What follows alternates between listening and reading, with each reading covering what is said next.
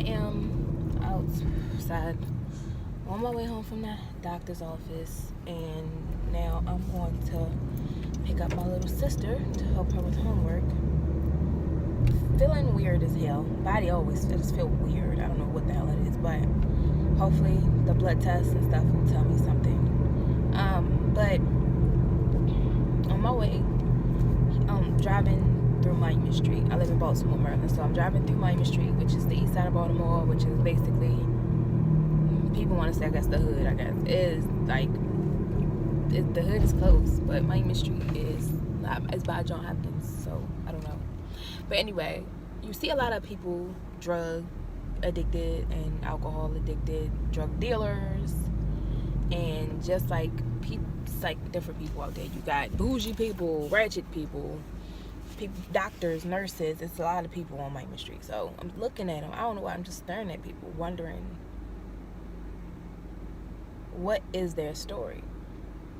And the reason I did that is because, you know, you look at somebody and people are so quick to make a judgment, to look at them and say, oh, that's a junkie, they ain't worth shit. That's an alcoholic, they not worth shit. Oh, that's a nurse, they must be the best person. They're so selfless. That's a doctor, they're very intelligent and, you know, selfless and loving and caring people. But you literally cannot look at a person and tell who they are. You know, I just look at them and wonder, what is your story?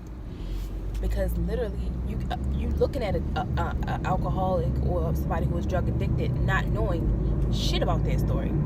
A person could be extremely intelligent. They could be way smarter than a fucking doctor and still be drug addicted. Because guess what? Doctors can become drug addicted. They can be saving lives and really be doing that stuff because they want to do it. They're not doing it for the money or anything like that. They're doing it because they want to do it. And then that's say they lose a patient. They lose a child, they lose a mother, they lose somebody, and it gets to them, and they just can't handle it, and their ass is turned to drugs, and they become drug addicted. They lose their practice, they lose their license, they lose their job, they lose their house, they lose everything. You know, you can't judge somebody just from looking at them. You have to know their story. And I think why I did it is because I usually look at people. If I see somebody sitting outside on a step laughing and eating chips, or sitting outside on the step laughing and drinking a juice, or eating a sandwich, I literally say I wish that was me, because I can't do that stuff. I can't sit outside and eat anything because I don't know how my stomach will react to me eating. I can't eat anything. I have to watch what I eat because my stomach may have a reaction. Most of the time, my stomach reacts with my first meal. Whatever I eat first in the morning, first thing that day is what my stomach reacts to. And sometimes it's just a couple of pains. Sometimes I don't have a reaction. That's very rare that I don't have any reaction at all. It's sometimes just like a little pain that maybe lasts 5 minutes, maybe 10. Sometimes it's, you know, going to the bathroom and having pains, but that don't last long. I'm going to say probably once or twice a year I have an IBS attack. You know, IBS attacks are rare, but they do happen. And because I never know when they're going to happen, I stress about when they're going to happen. I never know. They happen once or twice a year. The gastritis attacks, they happen more often, but it's mostly what I eat that causes them. So I usually look at people and just automatically think that their lives are awesome and great because they can do what I can't.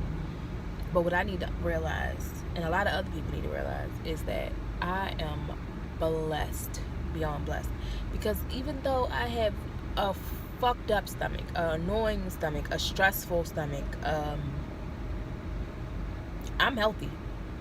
Other than my stomach being annoyingly frustrating, I'm healthy. I can have a baby if I want to. I don't have to worry about, like, I don't have any life-threatening conditions. I can do stuff, but my stomach may act up. So it's like I said, frustrating and annoying because physically, like if I was to go to a doctor and not tell them about my stomach and just let them do blood work, x-rays, MRIs, they won't find shit but a herniated disc, which probably came from when I was working at what is that place called? I was working at a warehouse and I bent over a lot and stood a lot, and it was only for like 2 months, but I did it. And you know, also sitting down, after that job, I got jobs sitting down. All my jobs were sitting down, except for my pharmacy tech job. But that was only for like a couple months too, because I got pregnant and had to leave. But I think it was just, sitting down a lot that could fuck up your back, lifting stuff. The smallest thing can give you a herniated disc. So, but that's the only thing they will find. They won't find anything other than that. Now, if they do a colonoscopy or a little endoscopic thing, they will find that I have gastritis. They will find that I have, had my gallbladder